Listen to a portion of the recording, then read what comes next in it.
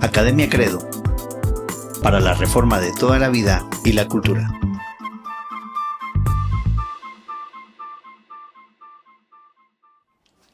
Hola, ¿qué tal? ¿Cómo están? Nuevamente bienvenidos a un episodio más de este podcast de Academia Credo. Para la reforma de toda la vida y la cultura. Así es, está intentando pensar bíblicamente en este mundo torcido. Como bien lo hemos mencionado desde el principio de este podcast. Estuvimos hablando del racionalismo y vamos a seguir hablando de esto porque hay mucho que decir y como nos pica la lengua, se nos va el tiempo rápido, ¿no? Y queremos que sean podcasts 15, exagerado 20 minutos para que no cueste tanto el prestarle atención a esto. Pero estuvimos hablando la última vez acerca de la Revolución Francesa, históricamente cómo el racionalismo se ha ido construyendo. Mencionaste un poquito por ahí que hay una diferencia entre el tema de la Ilustración francesa, la Ilustración escocesa. Sí. Dieron resultados totalmente diferentes, unos con un fundamento humano y otros con un fundamento desde la revelación. Y la idea sería que como cristianos de verdad tuviéramos la inquietud de estudiar también históricamente esto, porque es muy importante eso, ¿no? Sí, hablamos un poco acerca de la Revolución Francesa y su producto como el ateísmo moderno que hoy conocemos. Uh-huh. Pero hubo una forma distinta un intento, digamos, de quedarse a medias, y el famoso deísmo, ¿no? De que Dios sí existe, Él fue el creador de todo, el motor principal, como tomaba del lenguaje de Aquino, y los franceses finalmente lo dijeron, sí, alguien que lo inició, pero de ahí se fue y no está presente, ¿no? Uh-huh. Ese racionalismo, digamos que fue una especie de racionalismo teísta, es decir, que sí consideraban de manera inicial a Dios, pero nada más. De ahí el resto era una dependencia básicamente humana. Ese racionalismo teísta, que rechazaba incluso la posibilidad de una revelación especial, se transformó posteriormente en el racionalismo ateo que hoy conocemos. Uh-huh. Y eso inició con un libro muy famoso que se llama El origen de las especies, de Charles Darwin, 1859, siglo XIX. La doctrina de la evolución, ¿no? Aquí es donde surge el concepto del evolucionismo. Y esta doctrina evolucionista destruye la creencia en Dios como punto de partida. Uh-huh. Entonces, aquí vemos un cambio a un punto aún más radical del racionalismo. El primer racionalismo todavía consideraba que Dios había iniciado todo. Uh-huh. Pero cuando llegamos a Charles Darwin, él publica y dice, no, Dios no es el iniciador de las cosas. Y es el evolucionismo el que ya es más radical, recalcitrante, en contra de la revelación. Contemporáneo a Charles Darwin, en 1862, Charles Hodge, a quien se le conoce como el guardián de la ortodoxia, ¿no? Allá en Princeton, él concluyó que el darwinismo, finalmente toda la idea evolutiva, es ateísmo. ¿Sí?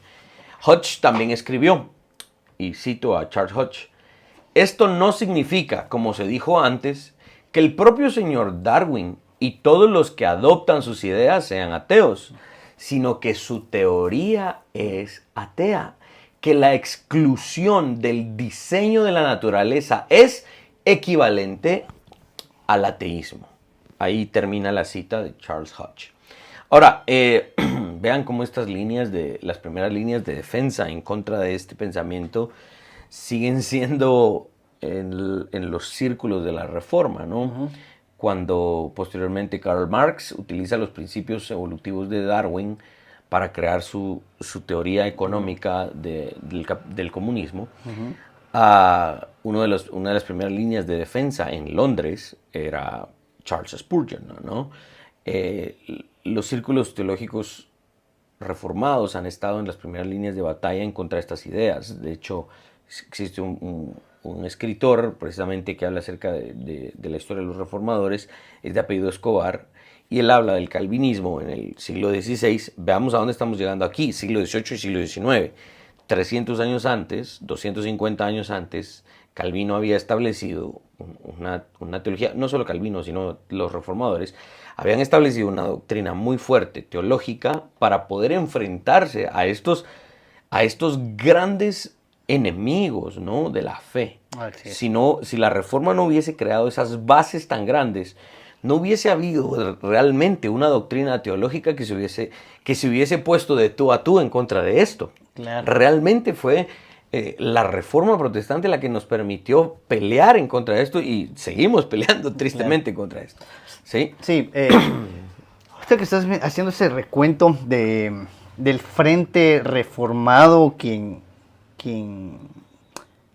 sale en esa idea apologética, ¿no?, en contra de todos estos argumentos que se han dado históricamente, y es importante que lo recordemos. Por eso es que nosotros vamos a traer mucho a colación el movimiento reformado, claro, lo que significa y los resultados que fueron dando, porque, ojo, hermanos, no podemos no prestarle atención a este movimiento que creo que inició en la voluntad de Dios, que Dios ha tenido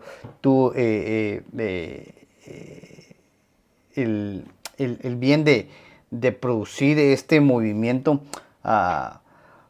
porque no podemos negar, de hecho, incluso el ateísmo actual no puede negar lo que ha provocado el movimiento reformado, claro, en la creación de la sociedad que hoy tenemos. Claro.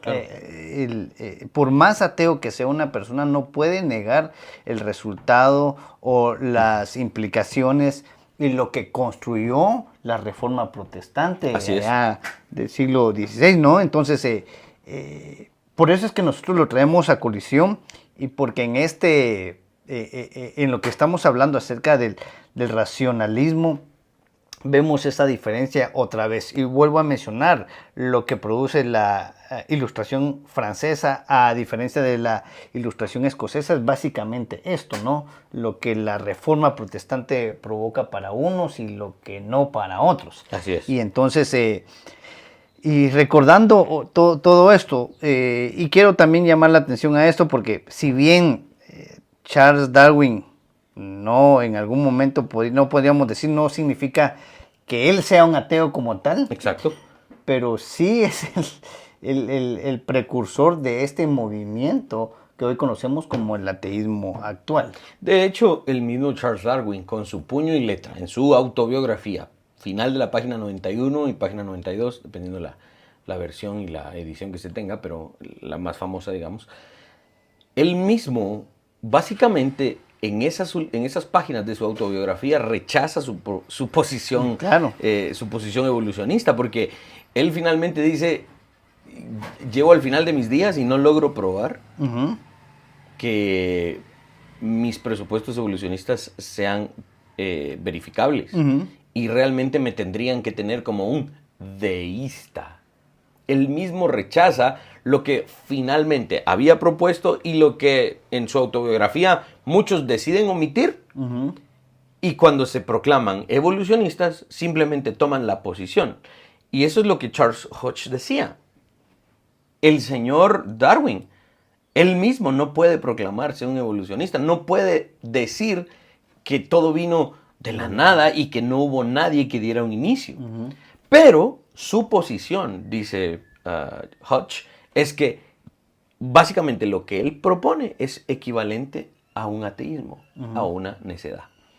Con el avance de la tecnología, muchas personas pusieron su fe en la combinación de tecnología y las doctrinas de Charles Darwin, ¿no?, para el avance de la humanidad. ¿Recuerdan el lema de la Revolución Francesa? Razón, progreso y naturaleza. Entonces, la combinación del avance de la ciencia y del tema tecnológico con las teorías darwinianas, esta es la nueva fe de la humanidad. la humanidad va a salir adelante por medio de la razón y el progreso, según ellos. Se podría mencionar varios nombres reconocidos de personas que hicieron esto, pero es muy interesante que incluso el famoso John D. Rockefeller, a quien algunos reclaman como un hombre devoto bautista. De fe, exacto. Sí, un hombre de fe. Rockefeller utilizó la lógica de Darwin, ya que él creía que el crecimiento de un gran negocio es meramente la supervivencia del más apto. Un principio claramente evolucionista de Darwin, que finalmente las especies más fuertes son las que sobreviven y las que no, pues simplemente son devoradas por las especies más fuertes, ¿no? Claro. Entonces, qué interesante esto, como hicimos el comentario en otro momento. El mismo Karl Marx utiliza los principios de Darwin para crear su teoría económica cuando dice que lo que sucede, las dudas eran que va a llegar, las especies más fuertes van a llegar a consumir a las especies más débiles, que va a haber un momento en el que las especies más fuertes se van a quedar sin abastecimiento. Esas eran las preguntas, ¿no?, del evolucionismo y todo lo demás. Y Karl Marx empieza a utilizar esos principios, desarrolla su teoría económica, y el mismo Charles Darwin se opone a que Karl Marx utilice sus principios evolutivos para aplicarlos a la economía. Vean la inconsistencia, porque todo el movimiento anticristiano hoy en términos económicos y políticos hace uso de ambas cosas, de las teorías evolutivas, claro, para enseñarnos una supuesta moralidad y funcionamiento de la biología, y utilizan las teorías económicas de Karl Marx. Estos dos señores estaban en desacuerdo. Uno estaba en desacuerdo para que utilizara sus principios, y el otro ignora los deseos del precursor del evolucionismo y de todas maneras los utiliza. Y el movimiento político moderno hace uso de ambas sin importarle la inconsistencia. Este es nuestro trabajo como, yo no diría apologistas, como creyentes, como cristianos, simplemente como cristianos, apuntar a que las fuentes de estas ideas están corrompidas, sucias y son inconsistentes, y no deberíamos ni de considerarlas a la luz de la Escritura, porque tenemos una epistemología mucho más sólida, tenemos una economía más sólida, tenemos una visión del funcionamiento de la naturaleza más sólida, y todo eso no lo provee la Escritura, no estos hombres que finalmente murieron en sus pecados. Claro, yo voy a otra vez, William, a llamar la atención, porque ahorita que estás mencionando, bueno, dejemos al mundo en su razonamiento pecaminoso y perdido sin Dios. Yo quiero llamar la atención para los que somos cristianos, que hemos venido a los pies de Cristo, pero que no entendemos esto, porque mucho cristiano hoy, que otra vez por ignorancia, por ingenuidad también, toma estos elementos que estos personajes han presupuesto, ¿no?, o propuesto en su momento para el entendimiento de la vida, la aplicación a la vida cotidiana, social, económica, política, y habemos muchos cristianos en algún momento de la vida que los aceptamos. Tristemente. ¿Verdad? Ahora, gracias a Dios, yo lo he mencionado en algunos círculos por ahí, que gracias a Dios, a la revelación de la Escritura, lo que estamos intentando hacer, atraer la revelación como fundamento, es que yo no terminé siendo un guerrillero, por ejemplo. En mi impulso juvenil, yo empecé a entender estas posturas, pero fue la revelación bíblica, la revelación a través de la Escritura que me dio a entender cuán equivocados estaban estos personajes. Y hermano, es que vale la pena entonces que estudiemos, que sí estudiemos estas posturas, pero a la luz de la revelación de las Escrituras veamos que han estado equivocados. Y otra vez lo que acabas de mencionar, estos dos personajes famosos, ¿no? Dentro de los círculos académicos, Dentro ¿no? de los círculos académicos, no, Famosos. o famoso, porque hasta cancioncitas hay, por ejemplo, voy a mencionar aquí de una vez a Francisco Orantes. Cabal. En una cancioncita de niños, dice, los libros me dicen que vengo el mono, pero no, bueno, ok, esas cositas. Pero la Biblia dice, ¿verdad? Ajá, Otra entonces, cosa, ¿no? Y todo lo que se dio en su momento, pero es importante entonces que sepamos como cristianos que estos personajes terminaron sus días negando sus propias posturas. Eso es importante. El mismo Karl Marx ya no se atrevió a publicar él personalmente su segundo volumen del Capital. Exacto. Porque entendió la necedad de su postura. Claro. Fue Federico Engels que en nombre de Karl Marx lo publica, pero ellos mismos terminan básicamente rechazando lo que habían escrito. Y el daño ya estaba hecho. Claro. Y siguen dañando. Pues precisamente por eso que lo menciono, porque siguen causando mucho daño, aunque no lo querramos ver tal vez, pero sí siguen causando daño. Vamos a los puntos prácticos, como decías, Eddie. Estas visiones de la vida, de la economía, las teorías de Darwin, están impregnadas hoy, por ejemplo, en algunos de los jueces de la Corte Suprema de Justicia de los Estados Unidos. Claro. Es una de las cortes más poderosas del mundo. Y las teorías de Darwin están allí en la mente y en el corazón de algunos de ellos. Estas teorías están en nuestros gobernantes. Así es. El Fondo Monetario Mundial, los grandes inversionistas en el mundo que están coaludidos con los gobiernos en Europa, en Norteamérica. Ellos todavía creen que estas ideas están vivas y las están aplicando, y pareciera ser que están distantes y lejos de las iglesias, de mi iglesita local que está aquí en no sé qué país y en no sé qué pueblo.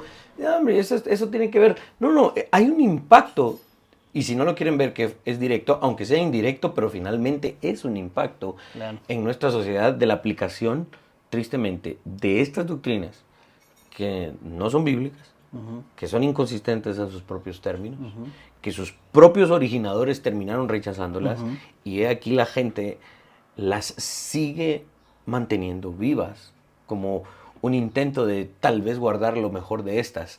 Y nuestro ejercicio como verdaderos creyentes es traer esas doctrinas a los pies de Cristo y declararlas muertas y no practicarlas. Exacto.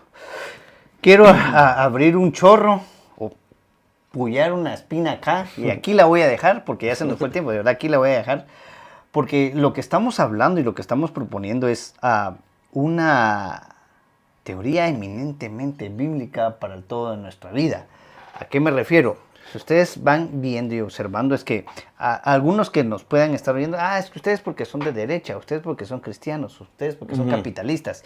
Y nosotros, hermanos, vamos a hablar claramente. Dios no es capitalista, Dios no es socialista, Dios no es de derecha, Dios no es de izquierda. Porque si bien lo acabamos de mencionar, John D. Rockefeller, uno de los, se supone, precursores de toda la idea capitalista, ¿no? Un devoto bautista, se supone. En Estados Unidos. Vean,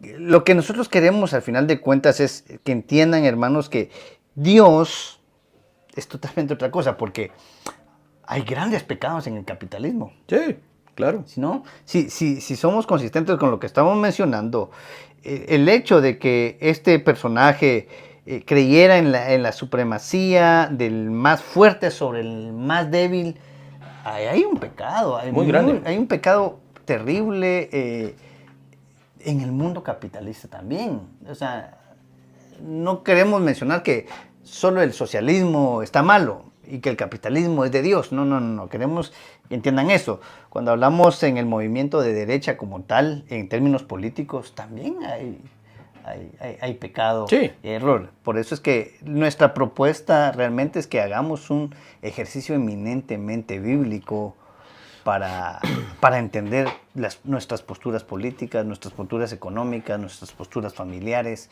nuestras posturas civiles y religiosas, por supuesto. Sí, tristemente en las teorías políticas el rechazo a la revelación es un asunto transversal. Claro. Y se rechaza a Dios en todo el espectro de la teoría política. y es necesario que los hijos de Dios se manifiesten, como dice Romanos 8. Claro. Porque la creación está gimiendo con dolores de parto, esperando que nos manifestemos. Y cuando digo manifestemos es que hagamos cultura cristiana. Así es. No que vayamos a destruir cosas, no que hagamos una revolución, sino que nos levantemos precisamente alzando la voz y construyendo una cultura que no emana de una razón humana, sino que emana de la Escritura. Y dejémoslo ahí porque se nos va el tiempo y vamos a seguir en otros podcasts desarrollando esto. Así es. Que Dios les bendiga. Suscríbete y comparte. Reformemos juntos toda la vida y la cultura.